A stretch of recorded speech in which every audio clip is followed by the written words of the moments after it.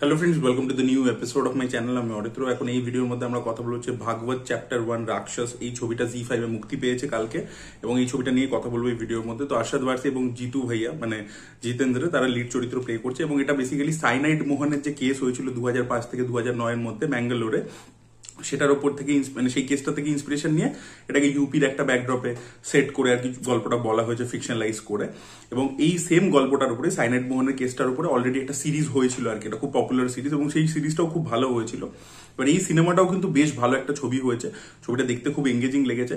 তো পজিটিভ কি কি দেখুন, এই ধরনের ছবিতে ফরম্যাটটা কিন্তু হু ডান ইট নয়, ঠিক আছে। আপনাকে কিন্তু প্রথম থেকে, আপনারা যদি এই ছবিটা প্রোমো ইত্যাদি দেখে থাকেন জি5 এ যেগুলো আসছিল, সেখান থেকে কিন্তু ওরা দেখিয়ে দিয়েছে যে মোটামুটি কিলার কে সেটা এস্টাবলিশ করে দিয়েছে। এখানে ইট ইজ মোর অ্যাবাউট যে how the police is trying to catch him, ঠিক আছে, বা ও কিভাবে ও নিজের অপারেশনসটা করে, সেইগুলো কিভাবে দেখাচ্ছে, সেটা কতটা ইন্টারেস্টিং সেটা নিয়ে আর কি ছবিটা। তো এখানে বেসিক্যালি যখন গল্পটা শুরু হচ্ছে ছবিটা, সেখানে দুটো ট্র্যাক আমরা দেখতে পাচ্ছি। একটা আরশাদ ওয়ারসির ট্র্যাক রয়েছে, যেখানে সে একটা মিসিং মেয়ের কেস রয়েছে, সেটা নিয়ে দাঙ্গা ইত্যাদি হচ্ছে, সেটাকে সে ইনভেস্টিগেট করছে, একটার পর একটা ক্লু খুঁজে বার করছে, বিভিন্ন লোকেদেরকে সিম কার্ড দিয়ে ট্র্যাক করছে, এবং সেখান থেকে একটা ইনভেস্টিগেশন সে করছে। প্যারালালি আমরা একটা লাভ স্টোরি দেখতে পাচ্ছি, একটা পয়েন্টের পরে গিয়ে এই দুটো ট্র্যাক কোলাইড করছে, এবং সেখান থেকে তার পরবর্তীতে সিনেমাটা লাস্ট একদম শেষের দিকে, ক্লাইম্যাক্সের দিকে গিয়ে একটা কোর্টরুম ড্রামাতে কনভার্ট হয়, এবং সেখান থেকে কনক্লুশন হয় ছবিটার আর কি। এবার এই ছবিটাতে ইন্টারেস্টিং কি ব্যাপার, এই ধরনের ফরম্যাটে যেটা দেখবেন, ওই সিরিজটাও করছে, আমি সিরিজটার নাম ইচ্ছে করে নিচ্ছি না, ওই সিরিজটাও দেখবেন যে রাজস্থানের ব্যাকড্রপে বেস ছিল। তো ওই কেসটার মাধ্যমে ওই ইনভেস্টিগেশনটা যত আনফোল্ড হচ্ছে, তত ওখানকার যে একটা পেট্রিয়ার্কি যেটা লুকিয়ে আছে সোসাইটির মধ্যে, সোসাইটিতে কতটা রটেন, করাপশন ইত্যাদি, সেগুলোকে ধীরে ধীরে ডিকোড করতে করতে দেখাতে, সেগুলো আমাদেরকে দেখাতে দেখাতে সেই ওয়ার্ল্ডটা এক্সপ্লোর করতে করতে যাচ্ছে।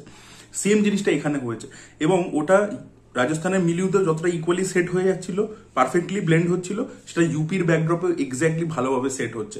এবং সেখানে কোথাও আমরা দেখতে পাচ্ছি যে দুটো বিভিন্ন ধর্মের লোক, তাদের মধ্যে যদি প্রেম থাকে, সেটা কি রিপারকাশন হতে পারে, ঠিক আছে। এই লাভ জিহাদের জিনিসপত্র নিয়ে, সেটা নিয়ে পলিটিক্স, সেই জিনিসপত্রগুলো আমরা দেখতে পাচ্ছি। তারপরে আরো একটা যেখানে খুব ইন্টারেস্টিং জিনিস ওরা দেখিয়েছে, সেটা হচ্ছে যে দেখবেন ইন্টারনেটে এটা দেখতে পাওয়া যায়, এটা রিয়েল লাইফে দেখতে পাওয়া যায়, যে ধরুন কোনো লোক ফেসবুকে খুব লিখছে। কদিন আগে এরকম লোক হয়েছে যে ফেসবুকে খুব প্রচুর লিখছে, এর আগের বছরই যে প্রোটেস্ট হলো, সেখানে সে খুব সেটাকে মানে ফরে লিখছে আর কি। কিন্তু তারই পরবর্তীকালে দেখতে পাওয়া যাচ্ছে যে সে নিজে মহিলাদেরকে রেসপেক্ট করে না, মহিলাদেরকে মলেস্ট করেছে বা কিছু করেছে। তো যে একটা ওক মাইন্ডসেট প্রজেক্ট করছে, তো মাইট বি হতে পারে সেটা সে ইউজ করছে অন্য মেয়েদেরকে ইমপ্রেস করবার জন্য, সে ওই জিনিসপত্র, ওই মিসোজিনিগুলোকে অ্যাড্রেস করছে in order to Impress the girl. তো এখানে কিন্তু এই ব্যাপারটা খুব ইন্টারেস্টিং। এখানে যে অ্যান্টাগনিস্ট, যে কিলার, যে সে কিন্তু ওই ট্রোপটাকে ইউজ করে, মানে ও মিসোজিনিটাকে অ্যাড্রেস করে, ওগুলো নিয়ে কথা বলে, খুব প্রোগ্রেসিভ মাইন্ডসেটে নিজেকে দেখায়, প্রজেক্ট করে in order to Impress the girl. তো এই জিনিসটা খুব সুন্দর দেখেছি, যেটা অ্যাকচুয়ালি রিয়েল লাইফে হয়ে থাকে। আমরা বিভিন্ন ঘটনায় দেখেছি, আমাদের কলকাতাতেই খুব পপুলার কিছু ঘটনাতে সেগুলো আমরা দেখতে পেয়েছি। তো এই মানে সমাজের যে এক্সপ্লোরেশনটা, সেটা খুব ভালো করে হয়েছে। তার সাথে তো ডেফিনেটলি এটা টান ইনভেস্টিগেশন রয়েছে।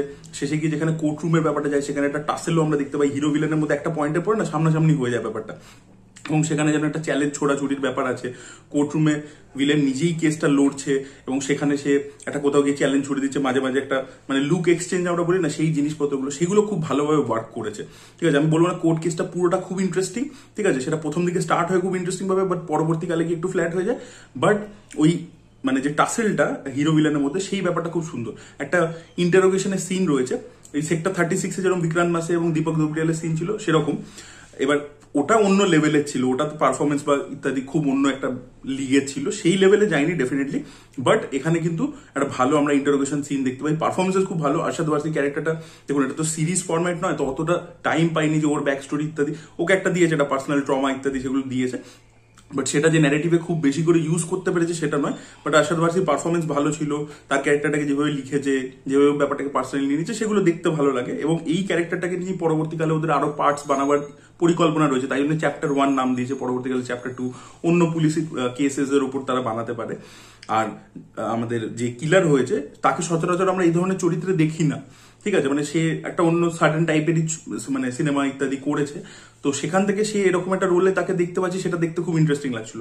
আমি বলবো না যে এই জোনের মধ্যে ধরুন আজকে বিক্রান্ত মাসি যে পারফরমেন্সটা দিয়েছে, ওই যে সিরিজটা হয়েছিল সেখানে যে পারফরমেন্স যে লেভেলের দিয়েছিল সেই লেভেলের হয়নি ডেফিনেটলি, বাট তার মানে পারফরমেন্স আমার ইন্টারেস্টিং লেগেছে, সেই জিনিসটা ভালো লেগেছে।